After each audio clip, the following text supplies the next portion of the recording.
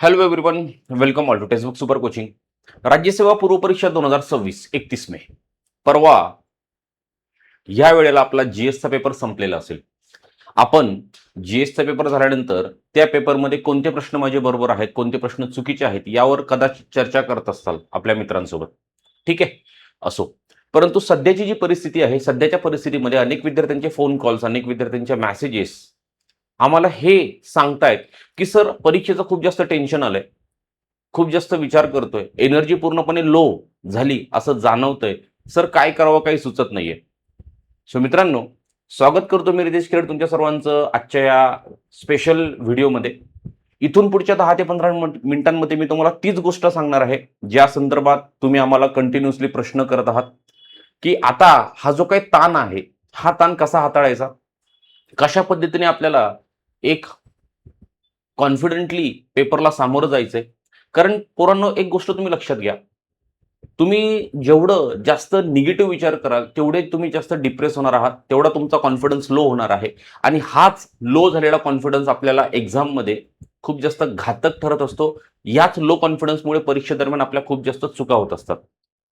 So त्यावर आपल्याला काम करणं गरजेचं आहे. बघा, इथून मागे तुम्ही वर्ष 2 वर्ष राज्यसेवेचा अभ्यास केला असेल, सगळे विषय तुम्ही व्यवस्थित बनवलेले असतील, यात तुम्हाला काही अडचण नाहीये. परंतु ज्यावेळेस परीक्षेला 2 दिवस असतात आणि ह्या 2 दिवसांमध्ये आपण जे काही फील करतो किंवा ह्या 2 दिवसांचा जो काही परिणाम आहे तो आपला थेट परीक्षेवर होत असतो. बरोबर आहे. सो एमपीएससी सगळं काही शिकवते म्हणतात ना, तर ते हेच. तुम्हाला हा परीक्षेचा जो ताण आहे, हा ताण हाताळता आला पाहिजे. आणि तो ताण हाताळत हाताळत तुम्हाला परीक्षेपर्यंत, एक्झाम सेंटरपर्यंत पोहोचायचं आहे आणि एकदम फुल कॉन्फिडन्सने तुम्हाला यावेळीची राज्यसेवेची पूर्वपरीक्षा द्यायची आहे. सो मी तुमचा जास्त वेळ अजिबात घेणार नाही. मला माहिती आहे 2च दिवस राहिलेत आपल्या पेपरला. या 2 दिवसांमध्ये तुम्ही एकदम टार्गेटवर असाल. तुम्हाला कोणकोणत्या गोष्टी रिव्हिजनच्या माध्यमातून संपवायच्या आहेत, काय संपवायच्या आहेत, सगळा विषय तुम्हाला क्लिअर करायचा आहे. बरोबर इथपर्यंत. सो आजची आपली 29 तारीख, उद्याची 30 तारीख, परवा तुम्ही पेपरला जाणार आहात. बरोबर आहे.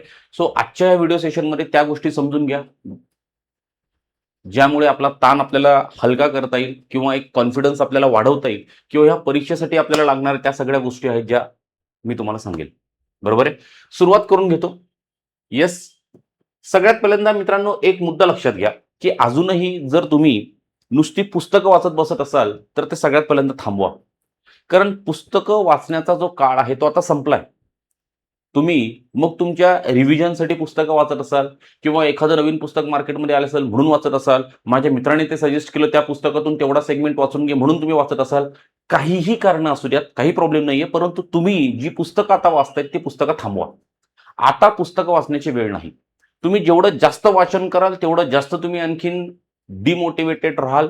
कारण कोणत्या ना कोणत्या पुस्तकामध्ये काही ना काहीतरी नवीन एखादी गोष्ट आपल्याला वाचायला मिळत असते आणि ती गोष्ट आपल्याला नवीन वाचायला मिळाली की आपल्या डोक्यात नको ते विचार येतात की अरे बापरे, याच्यात तर हे नवीन मिळालं, माझ्यापेक्षा माझ्या मित्राला हे सगळं माहिती आहे कारण त्याने हे पुस्तक ऑलरेडी वाचलंय. सो असे नको ते विचार आपल्याला आणखीन जास्त मानसिक त्रास देत असतात. राईट. सो तुम्ही जे काही पुस्तक वाचत असाल ते पुस्तक आता थांबवा. फक्त पुस्तक वाचून यश मिळत नसतं. तर आपण जे वाचलेलं आहे त्याला वारंवार रिकॉल करणं, आपण जे वाचलेलं आहे ते मला सगळं आठवतंय, ते माझ्या सगळं लक्षात आहे, हा कॉन्फिडन्स स्वतःला देणं, हा यश मिळवण्याचा एक सोपा मार्ग आहे आणि कॉन्फिडंट मार्ग आहे, चांगला मार्ग आहे. मुद्दा लक्षात आला. आता जर तुम्ही पुस्तक वाचत असाल तर सगळ्यात पहिल्यांदा थांबवणं गरजेचं आहे. कारण तुम्ही जेवढे जास्त नवीन पुस्तक वाचाल तेवढा जास्त मानसिक त्रास तुम्हाला इथून पुढे होणार आहे. बरोबर आहे. सो पुस्तकं वाचणं तुमचं थांबलं पाहिजे. आता दुसरा महत्वाचा मुद्दा, अनेक विद्यार्थ्यांना मानसिक ताण जो येत असतो, हा मानसिक ताण येण्यामागचं खरं कारण काय? तर पोरं इतरांबरोबर आपली स्वतःची तुलना करतात. मग तुमचा मित्र असेल, तुमचा रूम पार्टनर असेल किंवा तुमचा लायब्ररीमधला एखादा मित्र असेल. बरोबर आहे.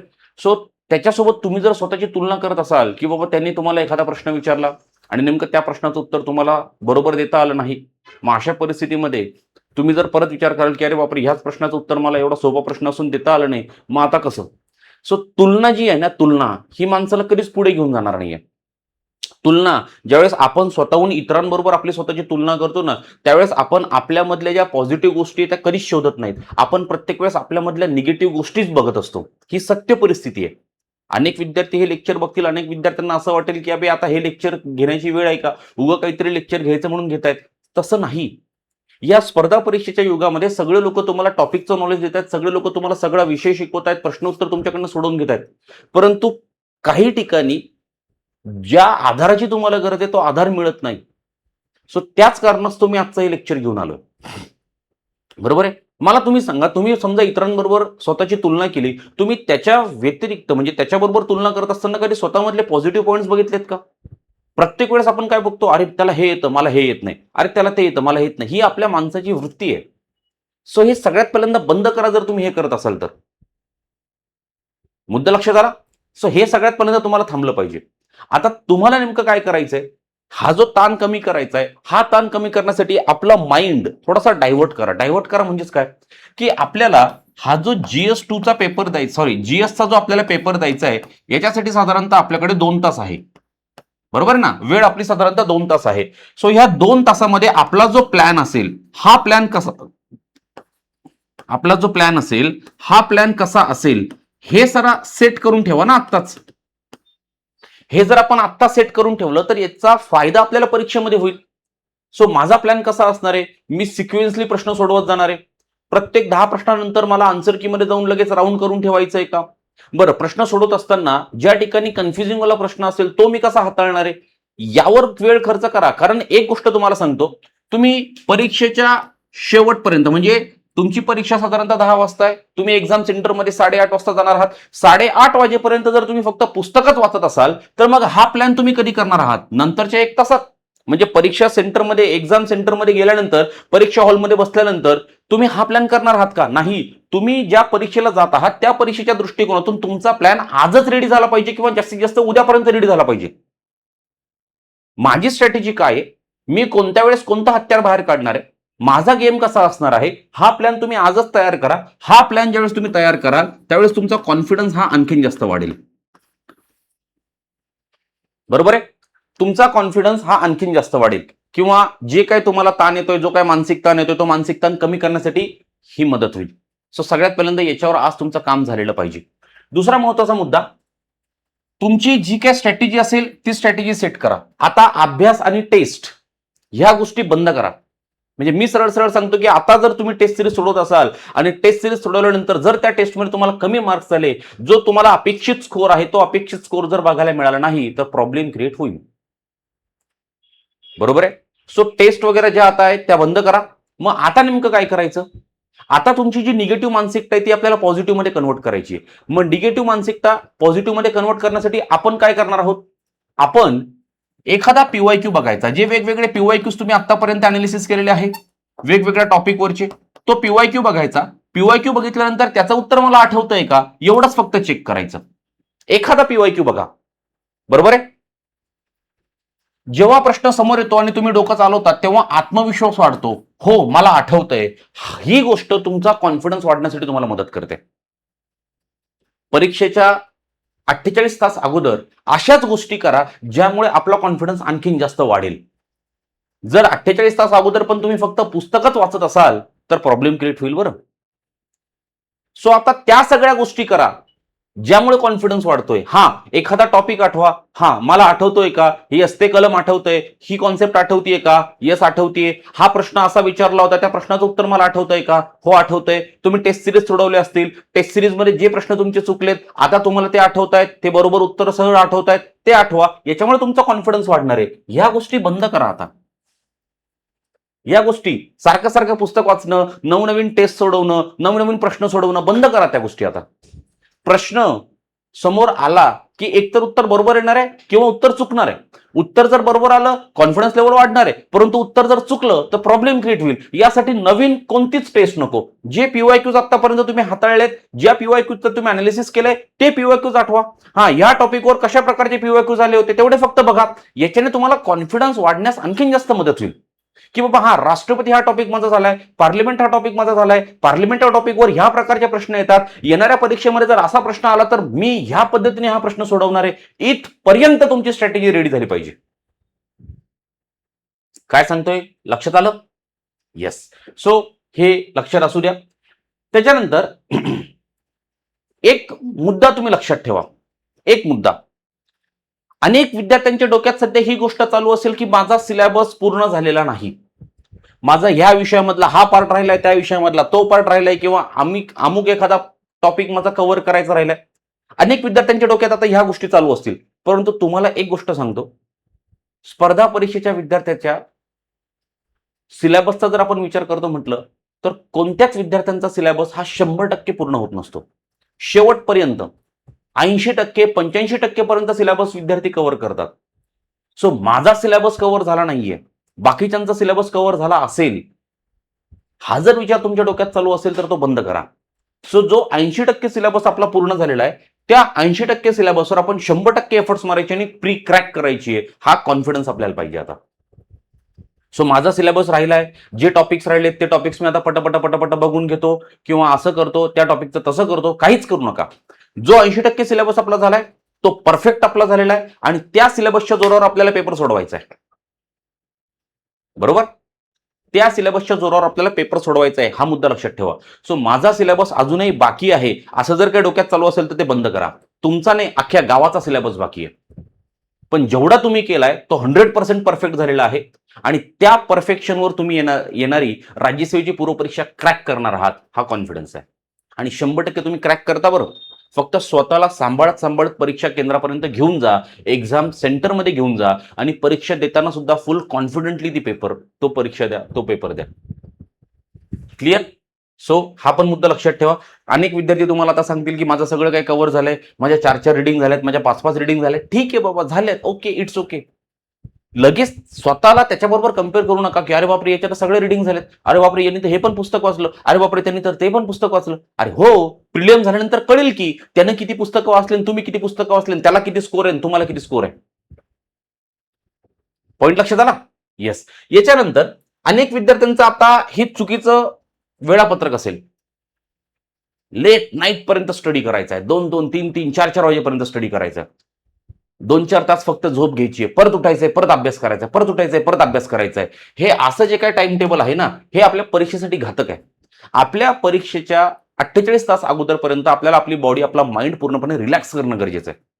सो निसर्गतः आपल्याला 6 ते 7, 8 तास झोप अपेक्षित आहे, आवश्यक आहे. तेवढी झोप आपल्याला घेणं गरजेचं आहे. तेवढी झोप घ्या, माइंड रिलॅक्स होतो, शांत असतं सगळ्या गोष्टी आणि कॉन्फिडन्स लेवल वाढलेली असते. सो असा जर काही वेडेपणा आपला सध्या चालू असेल भीतीपोटी, तर हा वेडेपणा सगळ्यात पहिल्यांदा बंद करा. बरोबर आहे? 6 ते 7 तासांची आपल्याला झोप आवश्यक आहे. 5 मिनिट मेडिटेशन करून घ्या, मेंदू एकदम फ्रेश होईल आणि आत्मविश्वास एकदम उच्च स्तरावर असेल आणि त्या आत्मविश्वासाच्या जोरावर यंदाची राज्यसेवेची प्रिलियम द्या. एकदम मी सांगतोय तशी देऊन तर बघा, काय फरक जाणवते तुम्हाला लक्षात येईल. तुमचा स्कोर कसा बूस्ट होईल तुम्हाला लक्षात येणार नाही. तुमचे कन्फ्युजिंग वाले प्रश्न तुम्ही योग्य पद्धतीने केलेला विचार, योग्य पद्धतीने लावलेली ट्रिक या आधारावर बरोबर सोडवू शकतात. येस. याच्यानंतर जाऊया थोडंसं पुढे. अनेक वेळेस तुम्हाला असं वाटत असेल की यार ही परीक्षा माझ्याच्यानं पास झाली पाहिजे, ही परीक्षा जर मी पास केलं नाही तर मला घरचे काय म्हणतील, जे माझा मित्र परिवार आहे तो मला काय म्हणेल, माझे नातेवाईक तर पहिलेच म्हटले होते, ते माझे मामा पहिलेच म्हटले होते की बाबा तुझ्याकडनं एमपीएससी शक्य नाही, तू नको याच्या नादी लागू. सो नको ते विचार आपल्या डोक्यात आता सध्या फिरत असतील.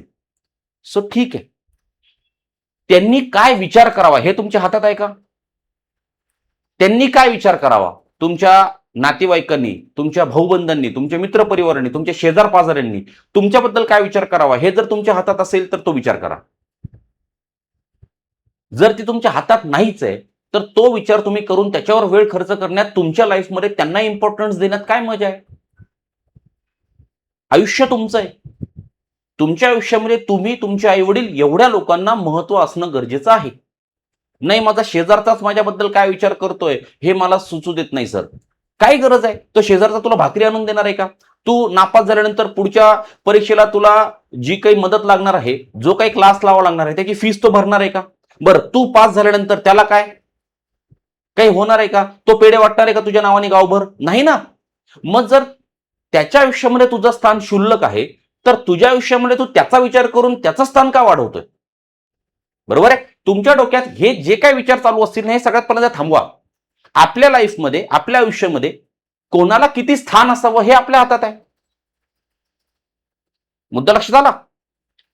सो शेजारचा काय म्हणेल, मामा काय म्हणतील, काका काय म्हणतील, किंवा आणखीन कोण काय म्हणेल, म्हणतील ते म्हणतील, ते माझ्या हातात नाहीये.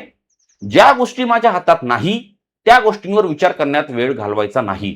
पेट्रोल डिझेलच्या किमती वाढत चालल्यात, तुमच्या हातात आहे का ते? पेट्रोल डिझेलच्या किमती आटोक्यात ठेवणं नाहीये.